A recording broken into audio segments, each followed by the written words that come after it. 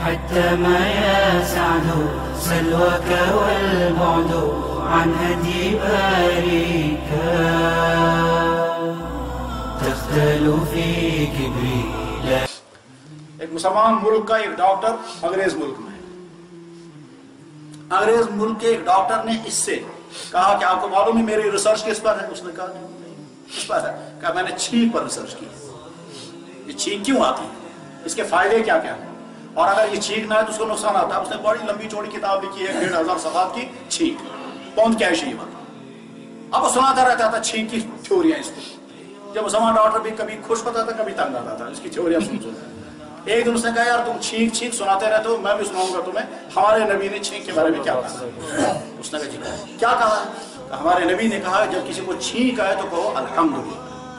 اس نے کہا اس کا مطلب کیا ہوگا؟ اس کا مطلب یہ ہے کہ خدا کا شکر, گاڈ کو تھینکس. اس نے کہا پھر کہو.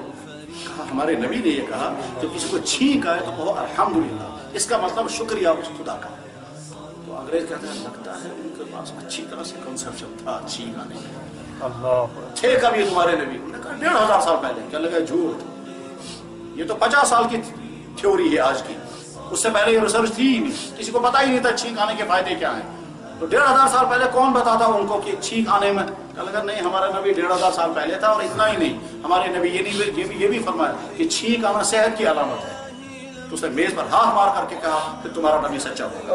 اور یا پھر اس نے میڈیکل کہیں پڑھا ہوگا. اب آپ کون پڑھا تھا میڈیکل؟ تو جس کو ہم معمولی چیز سمجھتے ہیں اس کے پیچھے. چنانچہ چھینک آنے پر کتنی ہی بیماریوں سے محفوظ رہنے کا الگ الگ تھیوریاں ہیں. وہ الگ الگ تھیوریاں کون یہاں بیان کرے گا؟ تو میڈیکل والوں کا کام ہے تھیوریاں بیان کرنا. لیکن اس میں ایک یہ ہے کہ جس وقت انسان چھینک لیتا ہے یہ جو کرتا ہے تو انسان کی باڈی کے سارے سسٹم رک جاتے ہیں. سسٹم انسان کی باڈی میں کئی سو سسٹم ہیں, کئی سو. مرنا اتنا عجیب نہیں ہے جتنا جینا عجیب ہے. اس لیے کہ کئی سو سسٹم ہر وقت کام کرتے ہیں تب ہم زندہ ہیں. سانس کا system, digestive system, blood circulation system, پیشاب آنے کا سسٹم, سونگنے کا سسٹم, سننے کا سسٹم.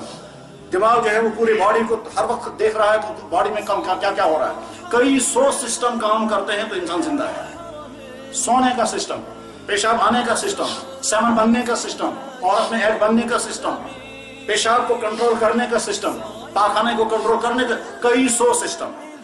ایناٹمی مجھے نہیں سمجھانی ہے یہاں یا فزیولوجی نہیں سمجھانی ہے, لیکن کئی سو سسٹم کام کرتے ہیں تو تب انسان کی باڈی کام کرتی ہے. اس میں سے ایک سسٹم اگر بیٹھ جائے گا تو انسان ختم.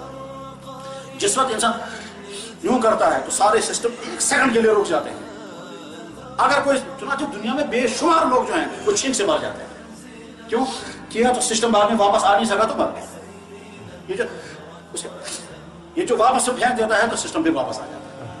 تو فوراً کہتا ہے یا اللہ شکر کہ میں اس حالت میں پہنچ گیا تھا کہ میں آگے جاؤں. لیکن چنانچہ دنیا میں سروے ہوا ہے کہ چھینک کی وجہ سے دنیا میں کتنے لوگ مرتے ہیں. کہ ایک تھیوری تو یہ ہے. دوسری تھیوری یہ ہے کہ انسان جب سانس تو دماغ کے اندر کچھ جراثیم چڑھ جاتے ہیں جن جراثیم کو باہر نکالنے کے لیے کوئی اور طریقہ نہیں ہے سوائے اس کے کہ ہم چھینکیں. اگر چھینکیں گے نہیں وہ دماغ میں وہ جراثیم رہیں گے. ان کی وجہ سے جو طرح طرح کی بیماریاں ہوں گی ان بیماریوں میں سے ایک بیماری یہ بھی ہوگی کہ آدمی نامرد ہو جاتا ہے. وہ کیسے نامرد ہو جائے گا؟ کیا لگا ہاں رگ جو ہے وہ بلاک ہو جاتی ہے اور دماغ کا جو تعلق انسان کے سیکس آرگن کے ساتھ ہے وہ تعلق ختم ہو جاتا ہے. اور جب تعلق ختم ہو جاتا ہے تو اس کے بعد پھر آدمی نامرد ہونے کا خطرہ ہے.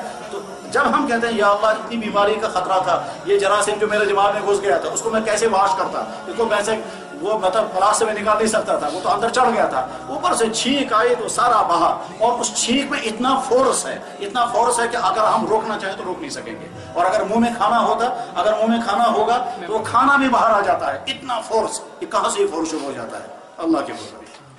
اس لیے بار بار اللہ کو یاد کرنا چاہیے. هذا القرآن يوحدنا لطريق الخير يوجهنا الله تعالى أنزله ورسول الله